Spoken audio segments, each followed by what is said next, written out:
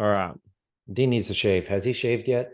He has, yes. Oh, okay. That COVID beard was too much, and he kept it for years after. So All right. Awesome. Hey, everyone. Welcome to another episode of Entrepreneurs Rising. I'm your host, Carl Taylor. And today we have another incredible guest, Nicholas Kusmich. And before I get Nick to say, hey, I'm going to give you a little bit of a rundown uh, of him and his business. But I just want to remind you, if you're listening to this episode, when you're here, if you have questions for a guest, be sure to write them down as you go, because these are going to be perfect things to come back and reach out to him and his team to really see if he can help you. You know, I think a lot of people, they listen to these episodes and they go, oh, that's nice, listening away, and they don't actually stop to go, hold on, I have a question, write it down, because people like Nick, and Nick in particular, is so accessible. They're happy to answer questions and really talk to you. So let me tell you a little bit about Nicholas Kusmich, and it is with a CH in Nicholas. And Kusmich, well, actually, before I go further, Nick, what is the background of your last name? my father was Ukrainian, and my mother is Korean. So it's a Ukrainian last name. Wow, there you go. All right. So Yeah. thanks for that. So he's the founder of H2H Media Group. It is best known as a leading digital advertising strategist and is for having the highest ROIs in the industry, up to 30,973.32%. Pretty crazy numbers there. He works with A-list clients, including top thought leaders, New York Times bestselling authors, top Inc. 500 fast growth companies. He creates advertising campaigns that just don't suck and allow you to scale your business at will. Really. Mm-hmm. He's also got a free book that I do encourage you to go and get it. You can get the book for free and subscribe to his newsletter. You'll find that at nicholaskusmich.co. So that's NICHOLASKUSMICH.co. We'll have the link to that in the show notes. So if you missed it, don't you worry. You'll find that on the show notes over at rising.show when we're done. So Nick, welcome, Nicholas. Hey. It's good to have you, man. It really is. It's been too long. I feel like we haven't connected in a while, so I'm glad that we have this excuse to have this conversation and just let people eavesdrop and see what's going on in our worlds. Yeah, well, so just so you guys know, I reached out to Nick. He did this presentation, and I was like, I really like that. And I reached out and said, hey man, do you want to come on the podcast and talk about that? To be honest, I just want an excuse to reconnect, but I still think that would be really useful. And so here we are. So let's talk about that, since that's where we kind of started. Sure. You did this presentation, and I've seen you've been talking about a lot on social media at the moment too, about this idea of these 3-speed prospects. So give us a background of what is this? Yeah. So here's the thing, and pardon me if I come across like too upfront to some people about this, but like what I look at the industry, and when I say the industry, I call it like the internet marketing industry, the digital advertising agency. And I look out there, and all I see are people complaining about how hard it is to generate leads, how hard it is to convert sales. Hey, Facebook was working, now it's not. My funnel was working, now it's not. Like there's just this upheaval of what's going on in the marketplace. And I found that for myself for some time, until I recognized this one thing, and I know that sounds very markety, but I found the one thing that actually changed my approach to marketing and allowed me to get the best bang for my buck every time a dollar was spent on advertising or any other means for that matter. And it was recognizing, we can look at it in two ways, but if we come down to the very foundational basics, it's that a prospect, so someone who's our potential ideal client, moves, and when I say moves towards a transaction in 3 different speed categories. Now, originally I was going to come up with fancy names and really like proprietary, make this process like that. But really, let's just call them for easy language: fast, medium, and slow. And I'm going to talk a little bit about each of those characteristics. And then Carl, if you want to cut me off at any time to go deeper on any of that, please do so. But if you think about it, a prospect comes into our world, and there are some of them who are going to transact fast. And what I mean by that is 0 to 72 hours from getting initial exposure to our marketing message, they are ready to buy. They're ready to move forward. They're like, get out of my way. Let me just get the thing that you want me to get. I'm in. Let's go. What are the next steps? These are our favorite prospects for multiple reasons. They move quickly. They convert quickly. They end up being great ambassadors for our brand and our business. They also cause the least amount of customer stress on our customer service team because they're not the guys who are just like, giving you a hard time about everything, right? And there's a percentage of people who fit into this fast category. We'll get back to them in just a second. Then we have the medium category. And I feel like I don't even have to talk anything about these folks because our entire industry has developed customer acquisition systems around this category of people because they're medium. What does medium mean? It means they'll convert anywhere from, let's call it 72 hours to like even up to 2 years. And I know that's an extent. So let's just say 72 hours up to 90 days. It takes them time to make a transactional decision. Hence, we create what we call marketing funnels. And I don't know who the first person who came up with that name was. I know one of your recent guests, Carl, was Dean Jackson, who came up with the opt-in page and the 9-word email. And he was the inventor of a lot of things that we use in our industry. But someone came up with this idea of the marketing funnel, which basically meant you take a broad audience, you give them 13 to 33 touch points along the way. And at some point, if you're really, really good at converting those people, 1 to 5% of them will say yes to your offer, somewhere between 3 to 90 days. And again, I feel like I don't have to talk much about these folks just because of the fact that our entire industry focuses on them. Every opt-in page, every funnel, every challenge, everything out there is geared towards this prospect. And so again, not that that's a bad thing, but it's just to identify that 100% of most marketers' attention is geared around this category of person. And if that's all you're doing, my argument is that you're leaving 66% of the potential revenue on the table because you're ignoring the fast and you're ignoring the slow. Let's get to the slow, and then we'll go back to the fast a little bit, and then we'll deep dive into any specifics you might have there. The slow are prospects who come into your world. And, in Dean Jackson's world, a lot of people will call them dead leads because they don't buy anything right away. So they come onto your list and they hang out there and they read, the good slow people will read every email that you ever put out. Some of them might even respond to your email and think, thanks, Carl, I love that. That was such a great email. So appreciate you, my man. It's so great. And they do this for a year, for 2 years, for 3 years. Like they just do it over and over. And then finally, one day something clicks in their brain and they're like, okay, Carl, I'm ready to buy your book, right? On Kindle for sale for 99 cents. 99 cents. Yeah, you're like, did it really just take 3.5 years to convert you to buy the 99-cent book on Kindle when it went on special? But here's the thing, and Dean would say this too, is that most of us consider those dead leads, but they're not in fact dead leads. They're just slow leads. So we just need to recognize what they are and realize that a good portion of our revenue is going to come from them. It's just not going to come from them right now. And so the point I'm trying to make here is most business owners, look, if you don't have an intentional process geared towards all 3 of those speeds in a specific order, fast first, then medium, then slow, you are leaving tremendous amounts of opportunity on the table. And a couple more things I'll just say about the fast, and then again, we can shift a little bit. Like just for you to understand, because most people are like, what does that mean? What is fast? Everyone can relate to this. There's that person who, well, I'm like this, and Carl, you might be as well. I'm like this but it's too, like, yeah. Like if I got a problem, I want a solution right now. I can't tell you the last time, Carl, I opted into a webinar. I don't remember. I refuse to. I refuse to opt into a traditional funnel where you opt in for something. Or if I do, because I'm really curious about what's on the next page, I'm going to put fake information. Let's just call it what it is. I'm not going to put my real email. Me too. Yeah. So you're like, okay, well, these people exist. These are the people who they want a solution. They want it now. If you put some sort of stumbling block in front of them, I call it a resistance point. If you put a resistance point in front of them, which is an opt-in, which is a webinar that goes on for too long, right? An additional minute on a webinar is a resistance point. If your application form has one too many questions to ask, if your call times are like an hour long, like all these are things that just the fast mover detests. And they say, I'll have nothing to do with this. They might have a solution for me, but it's taking too long to get to that answer. They're just going to walk by and go on to the next thing and find a better solution. So the main takeaway that I want people to realize is 2. 1, you need to have a process designed for all 3 of them in the right order, which is what I already allocated. But secondly, your best prospects are fast movers.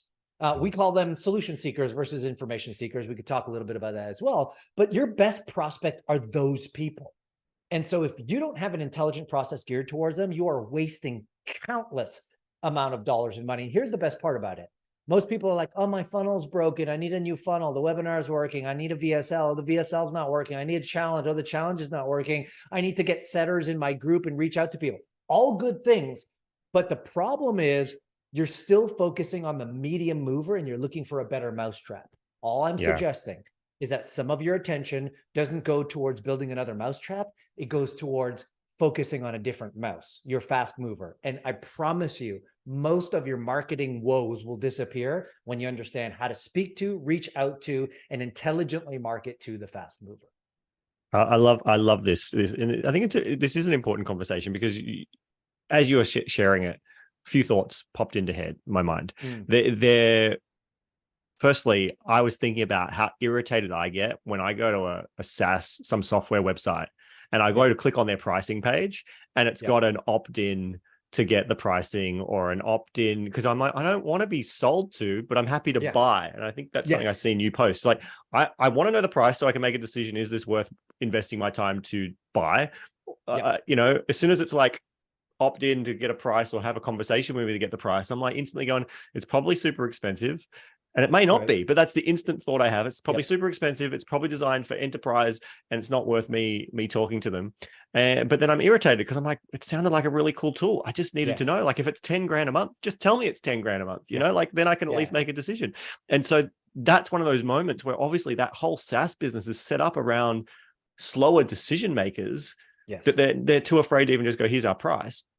And then I was thinking about it too, dude, the number of times that I will find, like, I'm thinking about this recently. There was a guy on Facebook who was posting this stuff, and I was like, oh, that's really cool. I reached out to him and said, hey, what you're talking about is really cool. Do you sell a course or something? He's like, oh, I'm about to launch this course. It's going to be like $20 and it goes for 5 days. And I was like, yeah, cool. What are you selling after that? Because $20, like, what are you selling after that? It's like, oh, I've got this other thing. I'm going to have this other thing and it's about this price. And I was like, okay. And that's like group and there's people. He's like, yeah. I was like, how much if I just pay you in like a couple of sessions to give me the info and I don't have to sit and watch videos? He's like, oh, he didn't have an option. He's like, oh, I could give me a day. I'll figure something out. He comes to me. I ended up hiring him. Like, it was just like, I don't want that. And similarly, recently, someone else had a 30-day course on AI. And I reached out to him and said, hey, I don't want a drip fed course. Like, can I just pay you extra and get the whole thing access right away? Like, just give me the thing. So there are buyers like us out there. You listening might even be one of those people. Most likely are. Yeah. Everywhere. Of course. And, you know, I never really thought about it, but Automation Agency, our pricing's on our website. You can sign up. We have people who are surprised actually of like, cool. So what's the next step? I'm like, you just go to the website and you just create your account. They're like, you know, we didn't have to have this phone conversation. You could have just signed up if you'd wanted to. But I'd never really, that wasn't necessarily architected as that was architected because originally I didn't want to get on the phones with people. I didn't want to have me or anyone on the team. I was just like, I just want you to go to the thing and buy the thing. I don't want to talk to anyone. That's why it was there. So we've got this, it's very clear. It's important to have a fast move option. Let me ask you this. There is definitely a trend right now around the market. I wouldn't say I've noticed it, but a lot of my friends have, where they're saying Facebook ads aren't converting as well as they were. There is this change, as you've mentioned. Do you think that's because more of the medium people have moved up into the fast style buyer, or do you think it's just a part of the economic cycle we're in? What do you think's made that difference? Love that. And I think there are a couple ways to look at it. So one, yes, I do think medium movers are just getting tired of being medium movers, right? Because what you'll see is they've been in this perpetual state of medium movers, and you see that to be true. Like, it's always an excuse as to why the thing isn't working, because they buy the course. The course completion rate out there for information products is what, like 1%? So 1% of people who buy courses complete them. And of the ones who do complete them, probably, and don't quote me on this, I don't know the stats, but like probably 1% of the 1% actually implement it, right? And then, so what happens perpetually in the mind is there's this weird dopamine hit that you get from just purchasing a course thinking, oh, I made some progress. Good on you. And you don't do anything with it. And then you're like, oh, shoot, stuff's not working. I got to go buy another course. Or you see some like magic bullet option. You're like, oh, I got to get that one. Oh, there's AI. Now there's ChatGPT. Now there's a Facebook. So people are in this perpetual state of like not progressing and just buying stuff. And I think for those who like found a little success, they're like, you know what? I'm done with this. I realize it's going to cost me more, but I'm going to move into fast mover territory where I'm just going to pay, just like you said, I'm going to pay more to get more access because I just don't want information anymore, right? I need solutions. I don't want information anymore. And if that means I've got to pay someone to do that, great. If it means I need to pay for access, great. If it means I need to pay for the acceleration of learning, then great. And so I definitely think that there's people who have found some small successes in the medium mover, just like, I can't do this anymore. And because the market is saturated with medium mover offers, opt in for this, opt in for that. I got a new course. It's $27, $9, $97, $997. And it's just like, there's just all this. And people are like, okay, I'm done. I can't do this anymore. I need a real solution. Who's going to offer it to me? So I think there's definitely that, which is happening. The second thing, and I was actually going to write a post about this today. It's because, well, the post was because of a conversation I had with a potential client, and they approached me and they said, Nick, will you run our ads for us? And would you consider us as part of to do a full build of your fast track process? And I said, absolutely. But I looked at their business and I looked at their stuff and I said, don't take this the wrong way. Let's just call him Tom. Don't take this the wrong way, Tom, but you have nothing remarkable about your business. Nothing. Well, it's like, whoa, we help consultants sell better on the internet through our 8-week program. I'm like, yeah, completely unremarkable. So there is only so much I, as a marketer, can do to take a dull, nothing, boring, project or product or offer or business, and I could put all my pixie dust fancification on there and like try to market the thing. But when you don't have something that's truly remarkable, I think we as business owners have to take a step back and say, in today's day and age, with everybody out there offering triple money back guarantees plus this, that, the other, with everybody saying, I'm going to get you a very specific result, with everybody else showing proof time and time again that what they have is different, if you come to the market with something beige and bland, no amount of marketing is going to help you. So really, who's suffering the most right now in their marketing? And again, I say this with as much love as I can muster. It's a lackluster offer that you're bringing to the marketplace. And when the marketplace, to our previous point, is super saturated with other lackluster offers, of course ads aren't going to work anymore. Of course your funnel's not going to work anymore. It's why we go in these weird cycles where for a long time opt-ins were the thing, and then challenges, and then everybody and their mother did challenges, and now those don't work anymore, and then summits. It's just, again, it's this, somebody finds a good thing, everybody else tries to jump all over it, the market sees it a million times again, and they fall back, which is, again, why I try to reiterate, you need to have something worth remarking about, hence remarkable, like a great offer, and we can help craft that. But you, at the core of your business, have to be so confident that what you have is different and can provide a result for somebody. And then on top of that, stop focusing on the bloody information seeker, the medium mover with a boring funnel. Like, when you focus on the medium mover, you got to understand that the intention of the medium mover is nothing more but to get more information. They don't want to buy anything, which is why we come up with webinars. And then even look at the title of our webinar, the 5 things you need to know to create better chat GPT prompts or whatever. Okay. Does that mean that person wants to buy prompts or do something? No, they want more information. With zero intention to buy, which is why it's such a grind. Because even if you're the best of the best in-class marketer with the highest conversion rates possible, like, you should see when you go to marketing conferences, people are like high-fiving each other and saying, man, I got a 4.5% conversion rate on my webinar to cold traffic.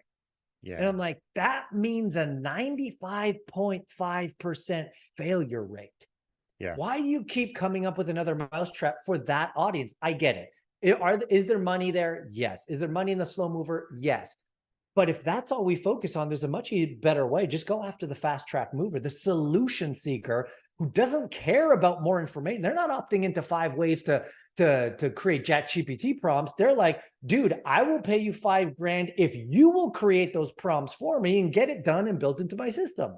Yeah. So anyways, and that's the difference, right? And Dean even said this, because I asked him, it was just before we ended the episode that I did with Dean.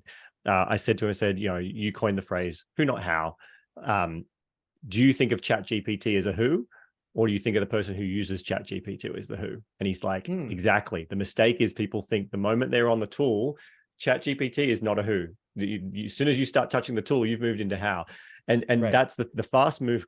You nailed it. The fast mover doesn't want, like, I get irritated when I see these, like, download my opt-in for my 1,000 ChatGPT prompts. I'm like, I don't want 1,000 prompts. They're going to be junk anyway. And like, but what I would happily, if someone said, you know what, I've spent, since ChatGPT came out in November 2022, I have dived deep and I've spent every waking hour obsessed with prompting and everything.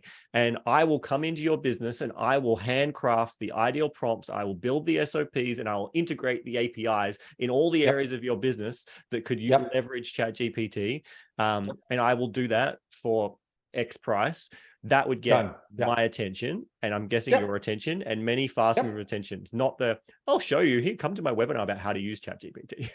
Yeah. Well, and that's just it. And I love that you bring that up, is that, again, when you focus on the information seeker, which is the medium mover funnel, like, we just have to fundamentally be okay with the fact that those people don't want to buy anything, which is why we need to grind the marketing influence persuasion tactics out there, because you're basically taking someone who says, I have zero interest in buying something, and you're trying to get them to buy something. The solution seeker is, I am already in the market to buy something. Here is my credit card. I'm just looking for the right person who can do it. That's a totally different mindset that's out there. And again, when we can put the right offer in front of the right, and the beautiful thing about this, Carl, is like the language is completely different. And here's a one main mistake I find people make when they try to transition from like targeting medium movers or information seekers to solution seekers or fast movers. It's they use medium mover language to try and attract the fast mover.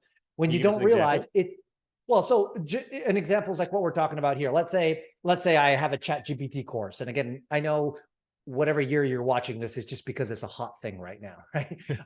But like, let's say there's something, a ChatGPT course. The language for the medium mover is like, let me teach you something. Let me show you something. Let me demonstrate something. You'll discover. Right? You'll discover, like that kind. The fast mover is more along the lines of, do you have this problem? Let me give you a solution. Right? Because it's not about educating. It's not about learning anything. It's not about, for the fast mover, there's a couple things on their mind. One, I've got a problem. Do you know I have it? Number two, can you solve the problem I have? And number three, can you solve it without overly exposing me to risk, or can you mitigate the risk? Those are the only three things they're asking. They're not saying how much, or like, oh, I don't know if I can afford it. I want you to know that fast movers or solution seekers are not price adverse. They are risk averse, right? So the fast mover is someone who is time poor and money rich. The person who's a medium mover is money poor and time rich. So they got all the time in the world to opt into the stuff and read the courses. The other person's like, get out of my way, give me the solution. I have the money, but mitigate the risk. I'm not a stupid buyer, but I am a buyer. Right. And so as long as you understand that, your communications and marketing gets a lot easier. So let's get a little practical here then, because I think by now, if you're still tuning in, you haven't disappeared going like, oh, I'm not loving this content. You're going to be like, I'm all on board. I agree. I want it.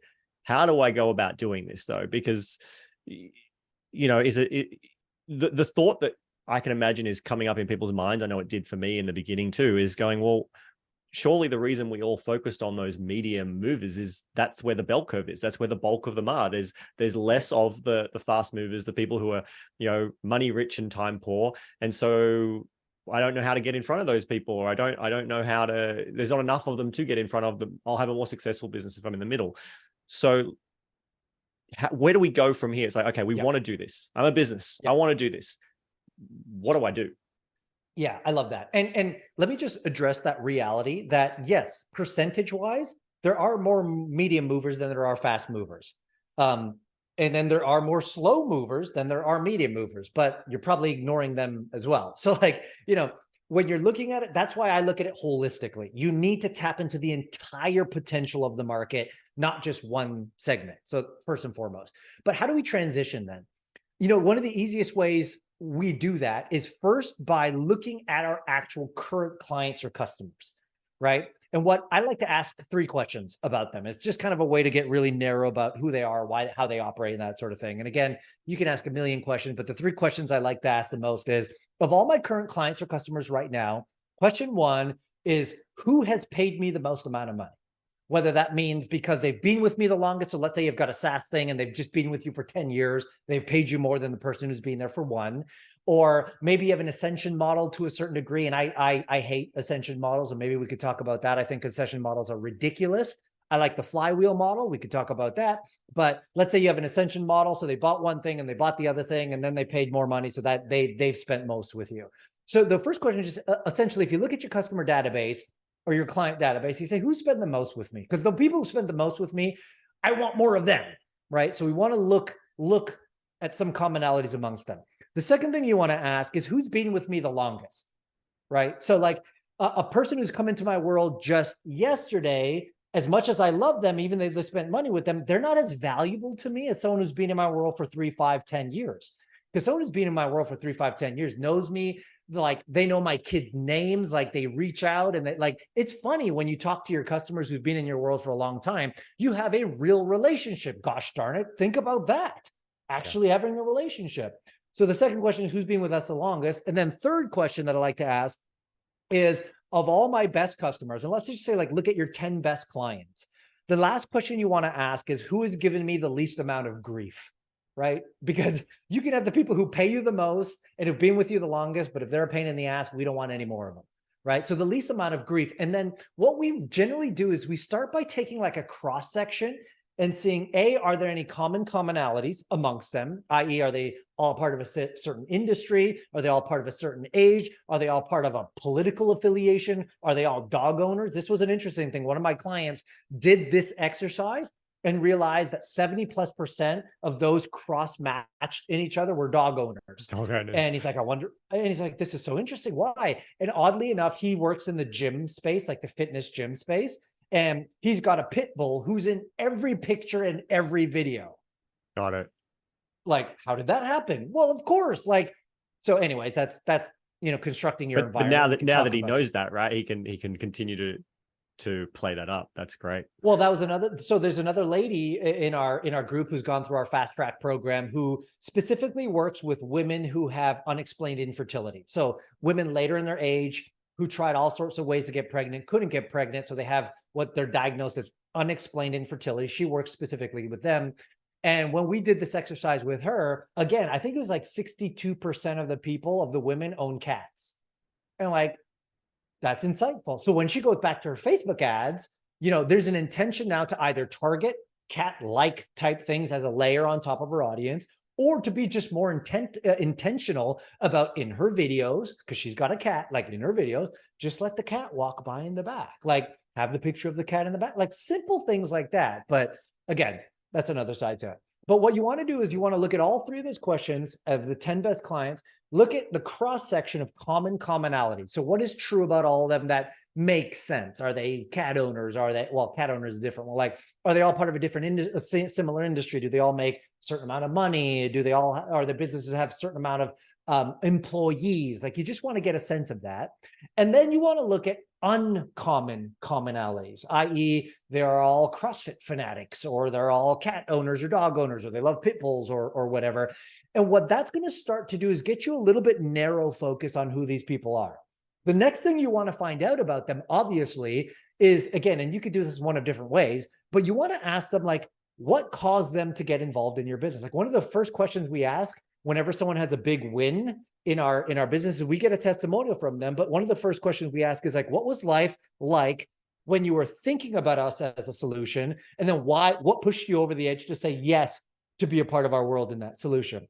The feedback you get from there is incredible. Like now, because now you start understanding the marketing message of why people are getting involved with you. And then you can start taking that data and turning that into your marketing communication. So I'll give you one final example to kind of drive this point home. In my world, I was actually at one of our mutual friend, Taki Moore's masterminds. This was years and years and years ago. And we were sitting at a group, and there were groups of like 6 or 10 at a table. And basically you went around the table and everyone had to communicate like what your number one frustration was, that if you could overcome that one frustration, how would business get 10x, exponentially better? And I'm sitting there in my group. And at that point I ran a Facebook ads agency, and I was kind of talking about this a little bit. And everybody said the exact same thing, to my astonishment. And they said, Nick, well, to the table, but how I heard it was, Nick, if I just have more qualified leads, everything would be better, because we close well, we do lead gen, like we do all this other stuff well, we deliver well, we do all this stuff. But if I could just have more qualified leads in my pipeline, we'll be off to the races. And that hit me really loud and clear, because back then I was talking about like, oh, Facebook ad hacks, or I was talking about like, marketing tricks and this. And then it was just communicated to me, the people who want to move quickly are the people who want, if I could wave a magic wand and instantly provide them qualified leads, would they spend money with me? And the answer was yes. And I said, okay, I figured it out. I know what my messaging is all about. And so you'll see in all of my messaging for my fast movers, I'm not going to teach them anything. I'm not going to show them a tip or a trick. I'm not going to show them the latest Facebook image ad hack, because that's the information seeker. I'm going to say, let me show you this system, exactly how it works to generate you more qualified sales appointments on your calendar. And that's it. Yeah. So again, it's a long-winded answer, but the idea is like, the more you get to know your clients and what caused them to buy and what the actual real pain point is in the industry, and then don't be afraid to go straight after the jugular and say, well, we could provide that solution. Are you this then person with this problem? Then let's talk. I've got a solution. Yes. And then again, here's where you go a little bit meta, and where things get a little bit more powerful is like, if your solution is in fact something that is unique and powerful and can deliver a result while mitigating risk, then you win every time, right? So in my world, and I'll just be frank, I know we're having this conversation, but why people love working with us and we demand a position in the marketplace is because we're the only people on the planet who are talking about the fast mover, the solution seeker, and we're the only people with a real solution. Everyone else is talking about, hey, Instagram shout outs or challenges or summits or live events and webinars. I'm like, good, go over there. Go, if that's what you want, cool. Us, I don't care about the mousetrap. I care about the mouse. And so again, when you have a position in the marketplace that is different and actually provides a result, and you layer that on top of what you just said, hey, do you have this problem? I've got a solution. Let's talk. Now you have a marriage made in heaven. The thing I'm hearing most in so much of what you've been saying is it goes back to that foundations of marketing and business, really, is your offer, right? And how do you have a good offer? You know your audience. You've got to truly know them, what their problems are, who they are. And as I love that question. We have a similar question when we're getting testimonials, or just, what led you here? What was life like before working with us? Because that's the gold. So often we talk to our clients and we forget that, that especially in the coaching world, I know this, once you've coached them for a while, you've changed the way they think. So when you start to ask them about their buying habits, they're no longer thinking like they did when they actually bought. They're thinking like a post, someone who's shifted and changed, who already sees the value, and they don't realize that you haven't caught that early. So guys, if you're listening to this, majority of you, I know most of my audience, you've been in business a while. So I'd like to think that you've nailed an offer. But if I reflect even on my own experience when automation agencies started, we were like unlimited marketing tasks. That was, apart from say Design Pickle, and at the time WP Curve was doing WordPress stuff before they sold to GoDaddy, there was not many people in that space. Since then, in the last 9 years, the number of productized services and unlimited design and unlimited stuff services, yet until recently, we only just recently changed our messaging. We were still going strong with that, but frankly, it wasn't working the way it used to, because I think, as you Sure. say, we were The no market longer changed. the unique. We weren't the Right. uniqueness that we were at the beginning. Yeah. So even if you've nailed an offer and you might go, yeah, I've got this, it might be time to look at and go, well, has the market changed? Has the competition landscape changed? I love that. Dean is just taking over our conversation. Unfortunately, he's made his way from his podcast over into ours, Yeah. and is infiltrating our content.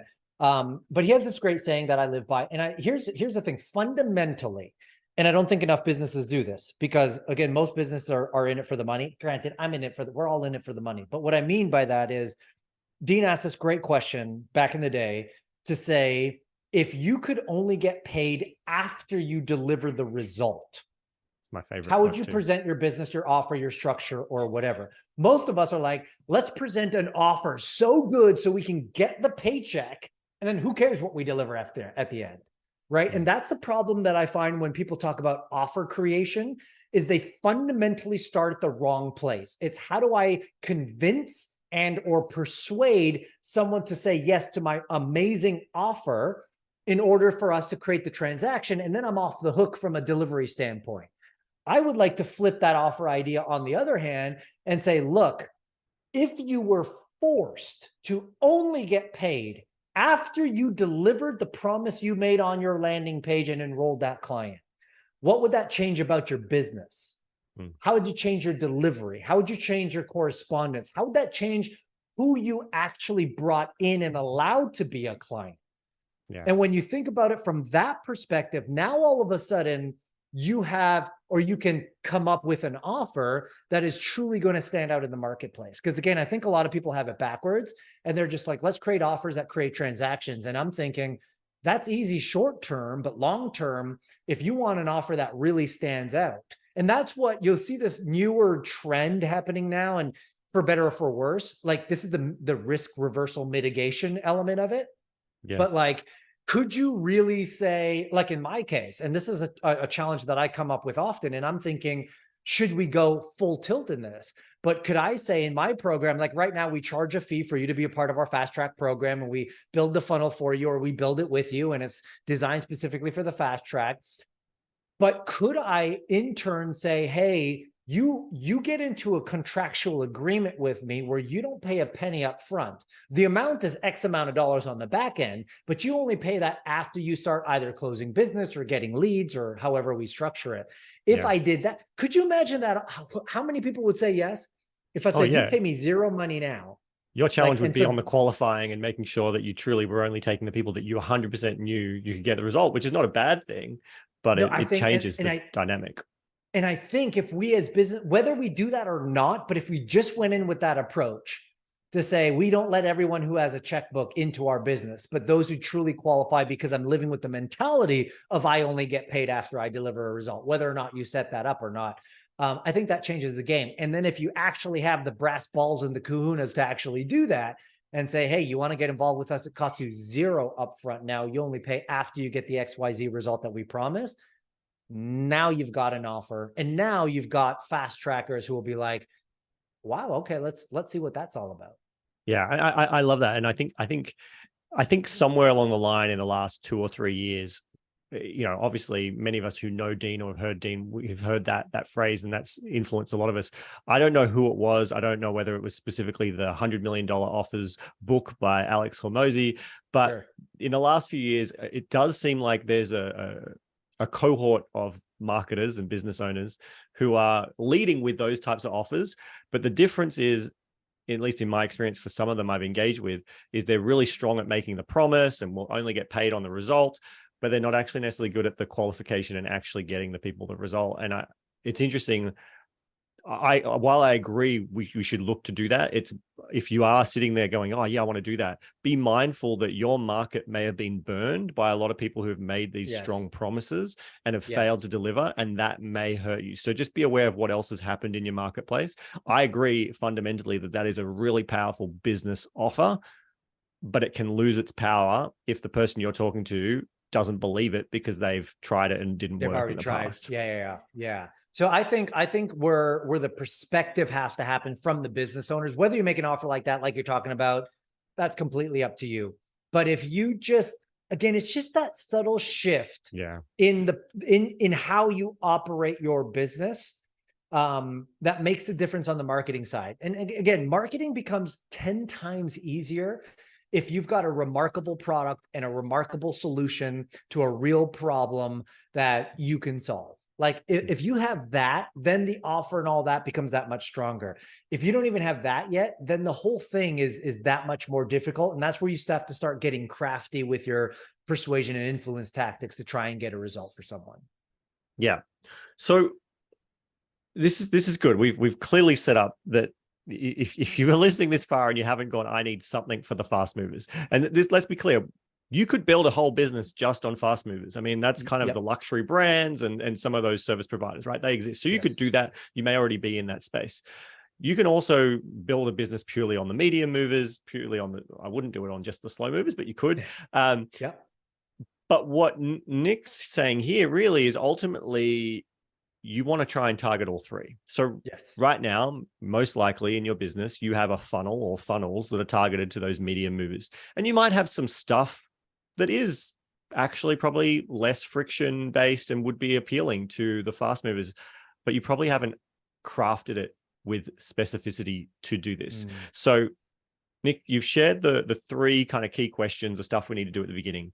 We said, okay, well, we take that and we kind of put that to the offer. Is it, I know simple, things can be simple, they're not always easy, but is it as simple as, now I've got that clarity of my offer, I just need to run some ads to a landing page? Like, is this going to cold traffic, or, you know, is that not just still another funnel, or is it really just, is it as simple as like on my website, right? People can just buy online, or they can, what does that look like mechanically after you've got clear on that? What are some options people might do, or typically you do? I love that question. Thanks for asking. And I think part of it is addressed by asking what it is that you sell, right? So if I was in the SaaS space like you, a fast offer is, I mean, I would have a landing page essentially, but all the price and all the objections and what we have to offer and a risk reversal guarantee and all that would be on one landing page. And yes, I would drive cold traffic there and have the fast movers self-qualify themselves and buy right away, right? Because when you're dealing with SaaS,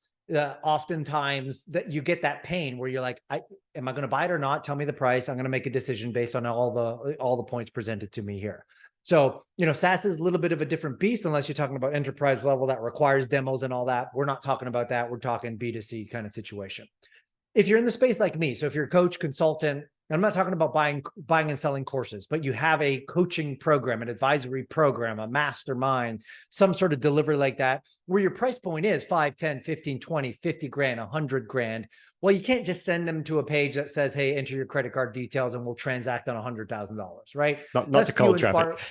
It's few and far between, right? Because anytime someone makes a transactional decision of any decent value, there usually has to be a human touch point, not because they don't trust the offer, but it's oftentimes because like they don't trust the website or whatever. Like they want to talk to a human being who's going to take their order properly for higher value items for the most part, right?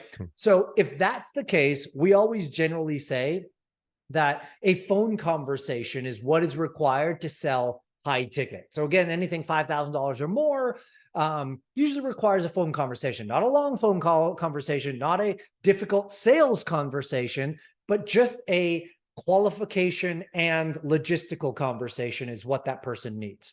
So for us, what we do in that world is, yes, it's one landing page with one 4 to 6 minute, let's call it a 5-minute video on there that covers a very specific way to cover things. And it explains what you have. It explains what the offer is. It explains the risk reversal guarantee and says, ultimately, if this is something that you want, let's hop on a call to discuss fit and qualifications and make sure this is something that can help you. That's it. It's not it's not some fancy discovery call disguised as a sales call. That is it. And if that's the case, yes, I'd say 90% of my business right now is that.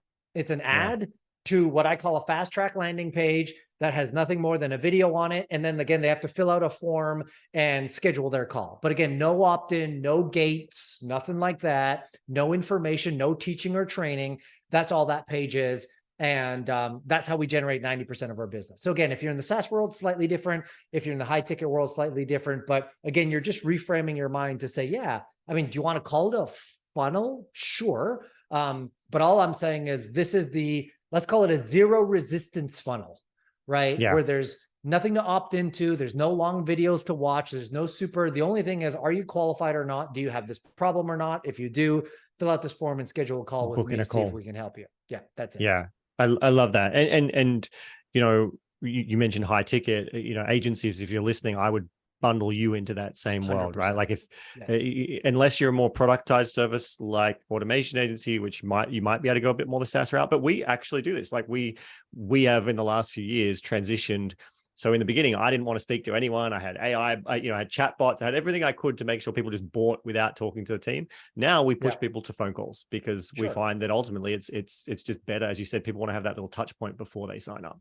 So, and I think what's important there you said, Carl, is it was like people know the price before they're getting on the call. yes. Right. So it's not a sales call as much as it is, hey, I know the price. Yeah. Is it a fit? And I do have a couple of questions that I'm not entirely sure about. Like when you say unlimited, is it really unlimited? Does it cover, like, there's just going to be some simple question that someone's going to want to know. And granted, they're supposed to and allowed to ask those questions. So yeah, no, I very much love that flow. Yeah, exactly. And it's completely, that's always how it's positioned. This is a fit. Like we'll just figure out, is this a fit? Tell us what you're looking for. And if it is, we can demo kind of how it works. If you'd like a demo, otherwise we can get you set up right away. And so I love what everything this is about. So I think there's going to be a segment of people who are listening to this going like, cool, that sounds cool. I'm going to go and tinker with it myself. Sure. You are welcome to do that. If you've been listening to this podcast for any period of time, though, or even, we've talked about Dean a few times, but if you were listening to Dean and talks about the whole who, not how approach, ultimately, we're trying to build businesses that don't rely on us. If you want to go away and tinker with this to figure it out, you're building a business that's relying on you to figure out how to do this and implement in this new business. Now, if you're at the cash flow position that's what you need to do, you're more time rich than you are money rich, go for it. Right. We've all been there. I've been there. I'm 100% certain that Nick's been there. We've all been there. Yes. But if you're that segment that you're just going, all right, this sounds cool, man. Like I've been in my car. I was ready to buy like an hour ago. What is the fast track funnel into, what is the fast movers way for people to reach you, Nick? Yeah. So I think there's two ways. There's a double whammy that can happen. So if they go to nicksblog.com, nicsblog.com/fast track, what you're going to see is an actual my public fast track funnel, right? It's exactly what we've been talking about here. You'll see the messaging, you'll see how it makes sense. All that is right there for you to take a look. And if what you see there makes sense to you, I encourage you to take the action of your original intention on why you got on that page. And that's to fill out the form and schedule a call to see if it's a good fit.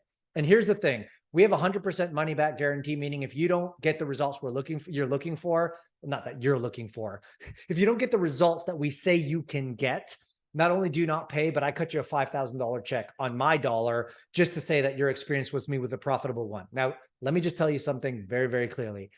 That means, and we talked about this earlier, Carl, like we qualify you, right? I mean, if you're not qualified, I'm not going to let you in so that we can Nick has to all of a sudden cut checks and refunds and all that kind of thing. We've had to do that once, and that was my own bad because we let someone in who shouldn't have been in. And so we didn't deliver and they didn't get the result. So it is what it is. So please keep in mind, if that's you, it's not a sales call. It really is a fit call to see if what you do, how you have it can work. And if we could truly feel like we can help you. If we can, we'll extend an offer to see what that looks like to move forward. And if we can't, we'll be honest with you and just say, hey, I think you need a couple of things done beforehand before you kind of move forward with this type of thing. But it's super easy. It's one page. There's about a 6-minute video on there that you could watch. And again, if it resonates with you and it speaks to you and you say, yes, we want to move forward, simply fill out the form. We'll have a conversation and go from there. Yeah, that's great. So that was Nick's blog, nicsblog.com/fast track. That'll be available in the show notes that you can find at rising.show, along with this episode, previous episodes, all the things you need there. One thing I want to quickly say there on that, what I love about that $5,000 check thing, not only is it quite a powerful, to the prospect, but what I like about that as a business owner, if I'm thinking, if you're listening to this, how you could apply this in your own business is this puts the pressure on ensuring that you qualify, because it's very easy as business owners. I've done it where you're in a position where you're like, oh, they're not a great fit, but all right, I'll just take them on. I need the money. Maybe I need the money or we'll make it work. Whereas when you're like, well, if this goes south, Yeah. it's going to cost me $5,000. You're really going to think about, am I willing to take the risk on this person or not? Yes. So, and then if it's not you on the sales, you got a sales team, well, then you're also going to have this data. If you've got a high refund rate coming from a particular salesperson, who needs training or who needs to be let go of. So there's a really Well, powerful part of at that point, that's a quick let go. That's not training. that. Absolutely. but but yeah, So no, I appreciate you saying that, Carl, because like again, I want to mitigate the risk. For the right person, I want to be the person who has the risk. For the wrong person, it's on you. But again, if there's a way that you as a business owner can say, hey, look, I'm either going to deliver what I can or I can't. If I can't, you're not at risk. If I can, we both win. I think when we kind of just approach business that way a little bit, we start to see, better results. And it's 100% true that what we as business owners, we're in the fast mover lane, is it's not about price. I think about things, I've invested ridiculous amounts of money in certain things. It's been about risk. And when someone can take the risk away like that, you're like, okay, right, cool, I'm in. So that's amazing. Look, thank you so much for your time, dude. This has been a great conversation, really powerful, super helpful. Guys, if you've been listening to this and you want to connect with Nick, make sure you go to the show notes, follow the links to connect with him on all his different socials and go down that fast track funnel. If this is something you're interested in, definitely. Otherwise, subscribe to his newsletter and be one of the slow movers or the medium movers in his world too. And that's Doesn't totally matter. fine too. Yeah. If you've enjoyed this episode, or there's someone in your world who you think really needs to hear this episode, find the share link in whatever platform you're listening to this on and send it to them. Send them a private message on your socials or a text message or however it is you communicate with these people. Send it to them. Tell them what section in particular to look out for. Really make sure they get to know the part that you thought of them while listening to this. As always, please leave a review or rating. We'd love that feedback. And if there's something that you'd love to see interviewed on the show, you can reach out at rising.show. You can contact me. You can tell me what you've loved, what you hate, and who you'd love me to interview next. So until next time, keep up the journey.